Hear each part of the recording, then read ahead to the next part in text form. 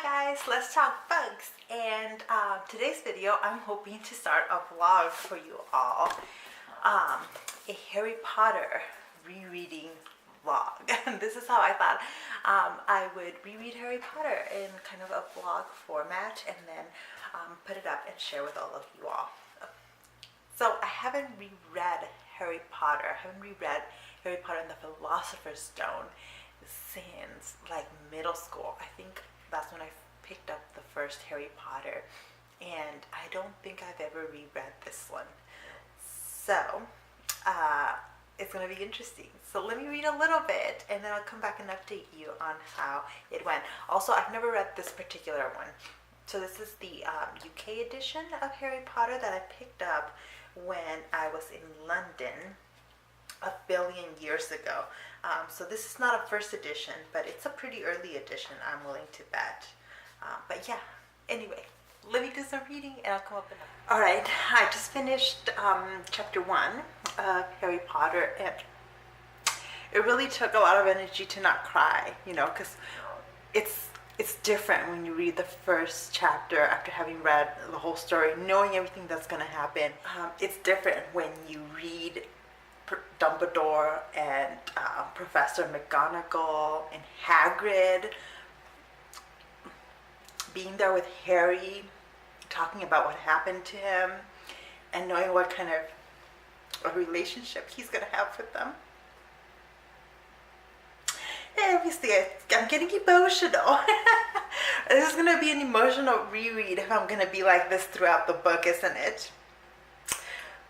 It's just, it was so special. I can't even, if you haven't reread Harry Potter since you first read them, I highly recommend it. Those first lines, right? The minute I read, Mr. and Mrs. Dursley at number 4 Privet Drive were proud to say that they were perfectly normal. Thank you very much. They were the last people you'd expect to be involved in anything strange or mysterious because they just didn't hold with such nonsense. And the kind of commentary that J.K. Rowling is giving us in these books is starting to seem like it'll hold up really well given the current state of world affairs. Anyway, I better take a small break before I keep reading, but I'll update you once I have a bit more done. Reading the first chapter was just so special. So freaking special, and I'm so glad that I've picked up this book again and I'm rereading it. Okay, have to do a check-in because I'm on the verge of tears again. I was okay when he went to go get his school supplies and he got his wand, but now he's just entered through platform 9 3/4. So he's met Ron, Ginny, and he just saw Neville. And it's like, I don't know why I'm so emotional about it, but it's just like getting flashbacks of everything that's going to happen to them.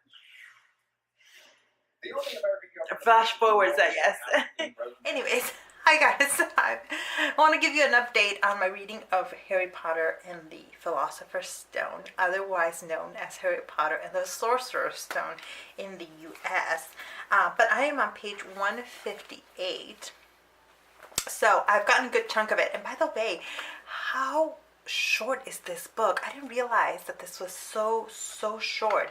It's 223 pages and it's probably the shortest Harry Potter book, right?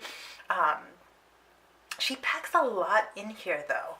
Like, I'm on page 158, so I don't have a ton left to read, but I feel like there's a lot in here, and at no point does it feel like too slow or too fast paced, at least not what I've reread so far.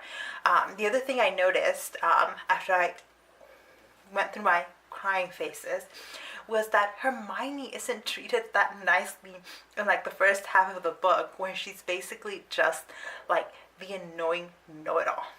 And she's much more than that. Obviously, she becomes much more than that. But in that first half of this first book, she's just the annoying know-it-all to our main character. And I'm glad that shifts, right? But I was like, going back and rereading that section was shocking to me, because she's the one I related to the most out of the whole series. So I'm like, wait a minute, this is kind of crappy. Why is J.K. Rowling being so mean to Hermione in the beginning? But I get it. I get all of that. I've just some things that I'm noticing in this reread. So I'm gonna go finish the book, and then maybe I'll update you once I am done with it. Okay, I just finished it, and I'm holding back tears. But I had forgotten how fun these books are. The first few, at the very end, and how happy they are. The last few books are not all that happy at the end, except for the last one. But the first couple, I think I remember, are very happy. This first one, it ends in such a hopeful, beautiful way, and like the imagery that J.K. Rowling gives us of what Hogwarts is like it's really, really neat. Of course, now it's all very complicated, I think, because of the movies. Most of the time, I think I now have the movies images in my head rather than whatever I might have created for myself beforehand. Which is really interesting, and of course bound to happen because the movies ended up being so good. But what is interesting is that as I'm imagining Ron, Harry, and Hermione, I'm not picturing them as they were in the first movie. I'm picturing them as they were later on.